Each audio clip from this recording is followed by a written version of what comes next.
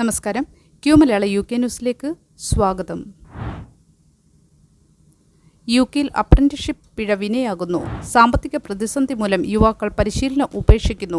ബ്രിട്ടനിലെ ദരിദ്ര കുടുംബങ്ങളിൽ നിന്നുള്ള യുവാക്കൾ തൊഴിൽ പരിശീലന പദ്ധതികൾ ഉപേക്ഷിക്കാൻ നിർബന്ധിതരാകുന്നതായി റിപ്പോർട്ടുകൾ.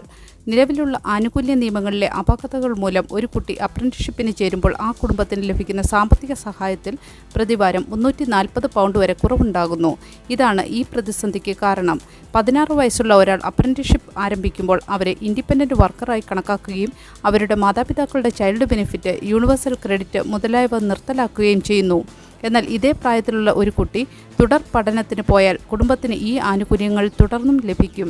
ഈ വിവേചനം മൂലം പല ദരിദ്ര കുടുംബങ്ങളും തങ്ങളുടെ മക്കളെ പരിശീലന പദ്ധതികളിൽ നിന്ന് പിന്തിരിപ്പിക്കാൻ നിർബന്ധിതരാകുന്നു. നിലവിൽ UK-യിൽ 9.5 ലക്ഷത്തിലധികം യുവാക്കൾ പഠനത്തിലോ തൊഴിലിലോ പരിശീലനത്തിലോ ഇല്ലാത്തവരായി തുടരുന്നുണ്ട്. ഈ അപ്രന്റീസ്ഷിപ്പ് പിഴ നീക്കം ചെയ്യണമെന്നും നിയമങ്ങൾ കാലാനുസൃതമായി പരിഷ്കരിക്കണമെന്നും സർക്കാർ ഉപദേശകർ ആവശ്യപ്പെട്ടു. യുവാക്കളുടെ തൊഴിലില്ലായ്മ പരിഹരിക്കാൻ £2.5 ബില്യൺ പദ്ധതികൾ ആവിഷ്കരിക്കുമെന്ന് സർക്കാർ വക്താവ് അറിയിച്ചു.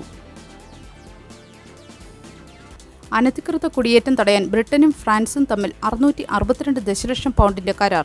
ഇംഗ്ലീഷ് ചാനൽ വഴിയുള്ള അനധികൃത കുടിയേറ്റം തടയുന്നതിനായി ബ്രിട്ടനും ഫ്രാൻസും തമ്മിൽ £662 ദശലക്ഷം പുതിയ സുരക്ഷാ കരാറിൽ ഒപ്പുവയ്ക്കുന്നു. ഇതിന്റെ ഭാഗമായി ഫ്രഞ്ച് തീരങ്ങളിൽ കാവലിനായി കലാപവിരുദ്ധ പരിശീലനം ലഭിച്ച 50 പോലീസുകാരെ അധികമായി നിയോഗിക്കും.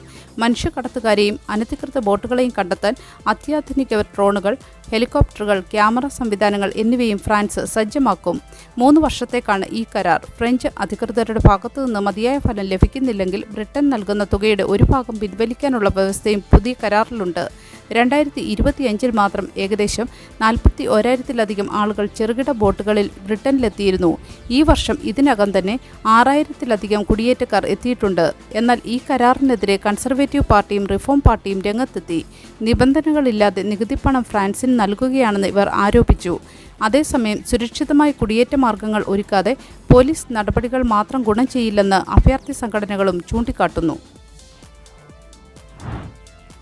UK-യിൽ ഓരോ 80 സെക്കൻഡിലും ഒരാൾക്ക് ക്യാൻസർ സ്ഥിരീകരിക്കുന്നു. NHS-ൽ പ്രതിസന്ധി രൂക്ഷം. UK-യിൽ ക്യാൻസർ രോഗികളുടെ എണ്ണം റെക്കോർഡ് നിരക്കിലെത്തിയതായി ക്യാൻസർ റിസർച്ച് UK വെളിപ്പെടുത്തി. പുതിയ റിപ്പോർട്ട് പ്രകാരം ഓരോ വർഷവും 4,03,000-ലധികം ആളുകൾക്കാണ് രോഗം സ്ഥിരീകരിക്കുന്നത്. അതായത് ഓരോ 80 സെക്കൻഡിലും ഒരാൾക്ക് വീതം രോഗം ബാധിക്കുന്നു. ജനസംഖ്യയിലെ വർധനവും പ്രായമേറുന്നതുമാണ് ഇതിന് പ്രധാന കാരണമായി ചൂണ്ടിക്കാണിക്കപ്പെടുന്നത്. വർദ്ധിച്ചുവരുന്ന പൊണ്ണത്തടിയും രോഗികളുടെ എണ്ണം കൂടാൻ കാരണമാകുന്നുണ്ട്. രോഗികളുടെ എണ്ണം വർദ്ധിക്കുമ്പോഴും ആരോഗ്യമേഖല കടുത്ത പ്രതിസന്ധിയിലാണ്. പരിശോധനകൾക്കും ചികിത്സയ്ക്കുമായുള്ള കാത്തിരിപ്പ് സമയം ചരിത്രത്തിലെ തന്നെ ഏറ്റവും ഉയർന്ന നിലയിലാണ്. 2025 മാത്രം ഏകദേശം 1 ലക്ഷത്തിലധികം രോഗികൾ ചികിത്സയ്ക്കായി 62 ദിവസത്തിലധികമായി കാത്തിരിക്കേണ്ടി വന്നതായി റിപ്പോർട്ട് പറയുന്നു. നേരത്തെ രോഗം കണ്ടെത്താനുള്ള സംവിധാനങ്ങൾ മെച്ചപ്പെടുത്തണമെന്നും ലങ് ക്യാൻസർ ഉൾപ്പെടെയുള്ളവ സ്ക്രീനിംഗ് വ്യാപകമാക്കണമെന്നും സംഘടന ആവശ്യപ്പെട്ടു. ക്യാൻസർ പ്രതിരോധത്തിനായി £26 ബില്യൺ അധിക സഹായം നൽകിയിട്ടുണ്ടെന്നും പുതിയ നാഷണൽ ക്യാൻസർ പ്ലാൻ വഴി 2035ഓടെ 75% രോഗികൾക്കും മെച്ചപ്പെട്ട ജീവിതം ഉറപ്പാക്കുമെന്നും സർക്കാർ വക്താവ് വ്യക്തമാക്കി. ഇതിനിടെ എമർജൻസി വാർഡുകളിൽ രോഗികൾ ദിവസങ്ങളോളം ചികിത്സയ്ക്കായി കാത്തിരിക്കേണ്ടി വരുന്ന സാഹചര്യവും റിപ്പോർട്ട് ചെയ്യപ്പെട്ടിട്ടുണ്ട്. നാറ്റോ സൈനിക അഭ്യാസത്തിനായി 1400 ബ്രിട്ടീഷ് സൈനികർ സിവിൽ ഫെറി വഴി യൂറോപ്പിലേക്ക്. നാറ്റോ സഖ്യകക്ഷികൾക്ക് നേരെയുണ്ടാകുന്ന ആക്രമണങ്ങളെ എങ്ങനെ പ്രതിരോധിക്കാമെന്ന് ലക്ഷ്യമിട്ടിട്ടുള്ള എക്സൈസ് റീനോ സ്റ്റോം പരിശീലനത്തിനായി 1400 ബ്രിട്ടീഷ് സൈനികർ സിവിലിയൻ ഫെറി വഴി നെതർലാൻഡിലേക്ക് തിരിച്ചു. ഒരു തലമുറയ്ക്ക് ശേഷം ആദ്യമായാണ് ഇത്രയധികം സൈനികർ സിവിൽ ഫെറി ഉപയോഗിച്ച് കടൽ കടക്കുന്നത്. നോർത്ത് ടൈൻസൈഡിൽ നിന്നും DFDS ഫെറിയിലാണ് സൈനികർ യാത്ര തിരിച്ചത്. സൈനിക ഗതാഗത സംവിധാനങ്ങളുടെ കുറവ് കൊണ്ടല്ല ഇത്തരമൊരു നീക്കമെന്നും മറിച്ച് സൈന്യത്തിന്റെ വഴക്കം തെളിയിക്കാനാണ് ഇതെന്നും പ്രതിരോധ മന്ത്രാലയം വ്യക്തമാക്കി. നാറ്റോയുടെ ആർട്ടിക്കിൾ 5 പ്രകാരം ഒരു അംഗരാജ്യത്തിന് നേരെയുണ്ടാകുന്ന ആക്രമണം എല്ലാ അംഗങ്ങൾക്കും നേരെയുള്ള ആക്രമണമായി കണക്കാക്കും. ഇത്തരമൊരു സാഹചര്യമുണ്ടായാൽ എത്ര വേഗത്തിൽ സൈന്യത്തിന് നീങ്ങാൻ കഴിയുമെന്ന് ഈ പരിശീലനം പരിശോധിക്കും. സൈനിക വിമാനങ്ങളെ മാത്രം ആശ്രയിക്കാതെ ട്രെയിൻ, ഫെറി തുടങ്ങിയ പൊതുഗതാഗത മാർഗങ്ങളും ഫലപ്രദമായി ഉപയോഗിക്കാമെന്ന് ഇതിലൂടെ തെളിയിക്കപ്പെട്ടു. എന്നാൽ പ്രതിരോധ സെക്രട്ടറി ജോൺ ഹീലി നടത്തുന്ന പ്രതിരോധ പരിഷ്കാരങ്ങൾ പാളുകയാണെന്ന് ചില സൈനിക വൃത്തങ്ങൾ വിമർശനമുന്നയിച്ചിട്ടുണ്ട്. OCI കാർഡ് ഇല്ലെങ്കിൽ മൃതദേഹം ഇന്ത്യയിലേക്ക് കൊണ്ടുവരാനാകില്ല. കേരള ഹൈക്കോടതിയുടെ സുപ്രധാന വിധി. വിദേശ പൗരത്വം സ്വീകരിച്ച വ്യക്തികൾക്ക് ഓവർസീസ് സിറ്റിസൺ ഓഫ് ഇന്ത്യ കാർഡില്ലെങ്കിൽ അവരുടെ ഭൗതികദേഹം സംസ്കാരത്തിനായി ഇന്ത്യയിലേക്ക് കൊണ്ടുവരാൻ അനുമതി നൽകാനാവില്ലെന്ന് കേരള ഹൈക്കോടതി. ബ്രിട്ടീഷ് പൗരനായ മലയാളി ജോബി തോമസിന്റെ മൃതദേഹം നാട്ടിലെത്തിക്കണമെന്ന ബന്ധുക്കളുടെ ഹർജി തള്ളിക്കൊണ്ടാണ് ജസ്റ്റിസ് ബെച്ചു കുര്യൻ തോമസ് ഈ ഉത്തരവ് പുറപ്പെടുവിച്ചത്. പൗരത്വം മാറിയ ശേഷം ജോബി തന്റെ ഇന്ത്യൻ പാസ്പോർട്ട് സറണ്ടർ ചെയ്തിരുന്നു. എന്നാൽ ഇന്ത്യയുമായുള്ള നിയമപരമായ ബന്ധം നിലനിർത്തുന്ന OCI കാർഡിനായി അദ്ദേഹം അപേക്ഷിച്ചിരുന്നില്ല. വിദേശ പൗരന്മാരുടെ മൃതദേഹം ഇന്ത്യയിലേക്ക് കൊണ്ടുവരണമെങ്കിൽ മരണസമയത്ത് സാധുവായ OCI കാർഡോ PIO കാർഡോ നിർബന്ധമാണെന്ന കേന്ദ്ര വിദേശകാര്യ മന്ത്രാലയത്തിന്റെ നിലപാട് കോടതി ശരിവെച്ചു. OCI കാർഡിന് അർഹതയുണ്ടായിരുന്നു എന്നത് അത് കൈവശം വയ്ക്കുന്നതിന് തുല്യമല്ലെന്ന് കോടതി നിരീക്ഷിച്ചു. പൗരത്വ നിയമത്തിലെ സെക്ഷൻ 7D പ്രകാരം രാജ്യസുരക്ഷയ്ക്കും താൽപ്പര്യങ്ങൾക്കും വിരുദ്ധമായി പ്രവർത്തിക്കുന്നവരുടെ OCI പദവി റദ്ദാക്കാൻ സർക്കാരിന് അധികാരമുണ്ട്.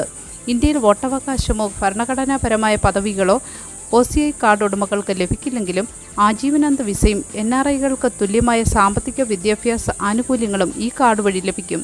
നിയമപരമായ നടപടിക്രമങ്ങൾ പാലിക്കാതെ വിദേശ പൗരന്മാരുടെ മൃതദേഹം കൊണ്ടുവരുന്നത് ചട്ടവിരുദ്ധമാണെന്ന് കോടതി വ്യക്തമാക്കി. വിദേശ കെയർ വർക്കർമാരുടെ നിയമനം നിർത്തലാക്കാൻ ബ്രിട്ടൻ 50,000 വിസകൾ വെട്ടിക്കുറയ്ക്കും. ബ്രിട്ടനിലെ കെയർ മേഖലയിൽ വിദേശ തൊഴിലാളികളെ നിയമിക്കുന്നത് ഘട്ടം ഘട്ടമായി നിർത്തലാക്കുമെന്ന് ഹോം സെക്രട്ടറി എവറ്റ് കൂപ്പർ പ്രഖ്യാപിച്ചു. വരാനിരിക്കുന്ന കുടിയേറ്റ വൈറ്റ് പേപ്പറിന്റെ ഭാഗമായി health and care worker visa പാത നിർത്തലാക്കുകയും താഴ്ന്ന തസ്തികകളിലേക്കുള്ള 50,000 വിസകൾ വെട്ടിക്കുറയ്ക്കുകയും ചെയ്യും. രാജ്യത്തിന് ഉള്ളിൽ തന്നെയുള്ള തൊഴിലാളികളെ ഉപയോഗിച്ച് കെയർ മേഖല ശക്തിപ്പെടുത്താനാണ് സർക്കാർ ലക്ഷ്യമിടുന്നത്. കെയർ വിസ സംവിധാനത്തിൽ വ്യാപകമായ ക്രമക്കേടുകൾ നടക്കുന്നുണ്ടെന്നും അത് തടയേണ്ടതുണ്ടെന്നും സർക്കാർ വ്യക്തമാക്കി. എന്നാൽ നിലവിൽ തന്നെ ജീവനക്കാരുടെ കുറവ് നേരിടുന്ന കെയർ ഹോമുകൾക്ക് ഈ തീരുമാനം വലിയ തിരിച്ചടിയാകും. 2040 ഈ മേഖലയിൽ 5.4 ലക്ഷം അധികം ജീവനക്കാരെ ആവശ്യമായി വരുമെന്ന് ഹോം കെയർ അസോസിയേഷൻ ചൂണ്ടിക്കാട്ടി. ശമ്പളം വർദ്ധിപ്പിക്കാതെ പ്രാദേശിക തൊഴിലാളികളെ കണ്ടെത്തുക അസാധ്യമാണെന്നും ഇത് കെയർ ഹോമുകളുടെ ചെലവ് വർദ്ധിപ്പിക്കുമെന്നും ഉടമകൾ ഭയപ്പെടുന്നു. ഈ മാറ്റങ്ങൾ മുന്നിൽ കണ്ട് തങ്ങളുടെ സ്ഥാപനങ്ങളിലെ വിദേശ തൊഴിലാളികളുടെ എണ്ണം പരിശോധിക്കാനും ബദൽ മാർഗങ്ങൾ തേടാനും കെയർ പ്രൊവൈഡർമാർക്ക് നിർദ്ദേശം നൽകിയിട്ടുണ്ട്. ലണ്ടനിൽ ഗ്രീൻ തരംഗം വീശിയേക്കാം. പകുതിയോളം വോട്ടർമാരുടെ പിന്തുണ സാക് പൊളാൻസ്കിക്ക്. ബ്രിട്ടനിൽ മെയ് മാസത്തിൽ നടക്കാനിരിക്കുന്ന പ്രാദേശിക തിരഞ്ഞെടുപ്പിൽ ലണ്ടൻ നഗരം പച്ചയണിയുമെന്ന് പുതിയ സർവേ ഫലങ്ങൾ സൂചിപ്പിക്കുന്നു. സാക് പൊളാൻസ്കി നയിക്കുന്ന ഗ്രീൻ പാർട്ടിയെ പിന്തുണയ്ക്കുന്നതിനെക്കുറിച്ച് ലണ്ടനിലെ 49% വോട്ടർമാരും ഗൗരവമായി ചിന്തിക്കുന്നതായി ഇപ്സോസ് UK നടത്തിയ സർവേ വ്യക്തമാക്കുന്നു.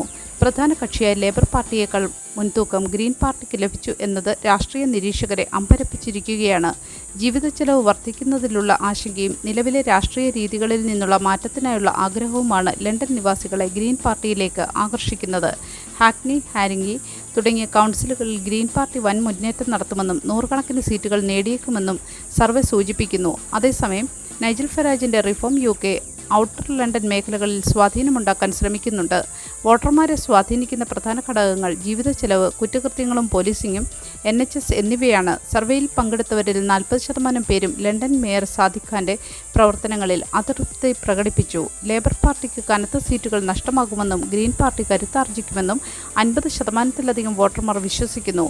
മെയ് 7 നടക്കുന്ന തെരഞ്ഞെടുപ്പ് ബ്രിട്ടീഷ് രാഷ്ട്രീയത്തിൽ വലിയ ചലനങ്ങൾ സൃഷ്ടിക്കുമെന്ന് ഉറപ്പാണ്. ലണ്ടൻ ട്യൂബ് സമരം. സൈക്കിൾ വാടകയ്ക്ക് എടുക്കുന്നവരുടെ എണ്ണത്തിൽ 14% വർധനവ്.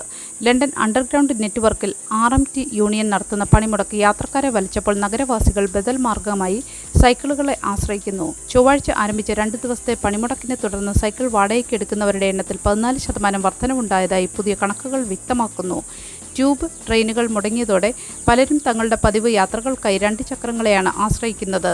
തിരക്കേറിയ സമയങ്ങളിൽ സൈക്കിളുകൾക്ക് ഇരട്ടിയിലധികം ഡിമാൻഡ് അനുഭവപ്പെടുന്നുണ്ട്. ഇത് മുൻകൂട്ടി കണ്ട് ലൈം, ഫോറസ്റ്റ്, വോയ് തുടങ്ങിയ പ്രമുഖ സൈക്കിൾ റെന്റൽസ് കമ്പനികൾ പ്രധാന സ്റ്റേഷനുകളിലും കമ്മ്യൂട്ടർ ഹബ്ബുകളിലും കൂടുതൽ സൈക്കിളുകളും സ്കൂട്ടറുകളും സജ്ജമാക്കിയിട്ടുണ്ട്.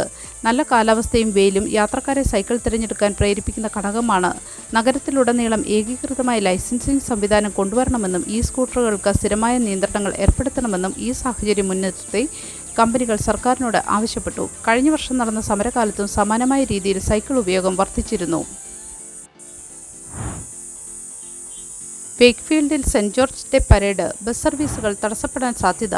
സെന്റ് ജോർജ് ഡേ പരേഡിനോടനുബന്ധിച്ച് ഈ വാരാന്ത്യത്തിൽ വേക്ക്ഫീൽഡ് സിറ്റി സെന്ററിലൂടെയുള്ള ബസ് സർവീസുകൾക്ക് തടസ്സം നേരിട്ടേക്കാം.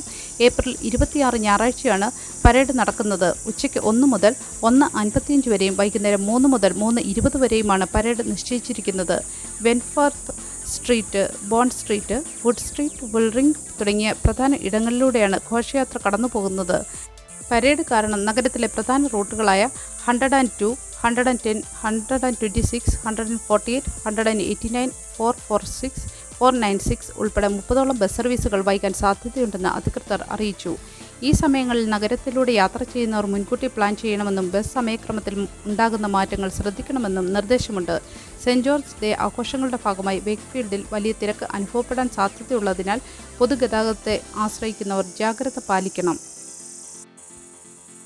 നല്ലൊരു ദിവസം ആശംസിച്ചുകൊണ്ട് ഈ വാർത്താ ബുള്ളറ്റിൻ ഇവിടെ പൂർണ്ണമാകുന്നു. എല്ലാ ദിവസവും ക്യൂ മലയാളം UK ന്യൂസിൽ നിന്നുള്ള വാർത്താ അപ്ഡേറ്റുകൾക്കായി കാത്തിരിക്കുക. നോട്ടിഫിക്കേഷനുകൾ ലഭിക്കുന്നതിന് ബെല്ലൈക്കൺ എനേബിൾ ചെയ്യണമെന്നും ഫേസ്ബുക്ക്, ഇൻസ്റ്റാഗ്രാം, യൂട്യൂബ് എന്നിവയിലൂടെ Q Malayalam UK news follow ചെയ്യണമെന്നും അഭ്യർത്ഥിക്കുന്നു.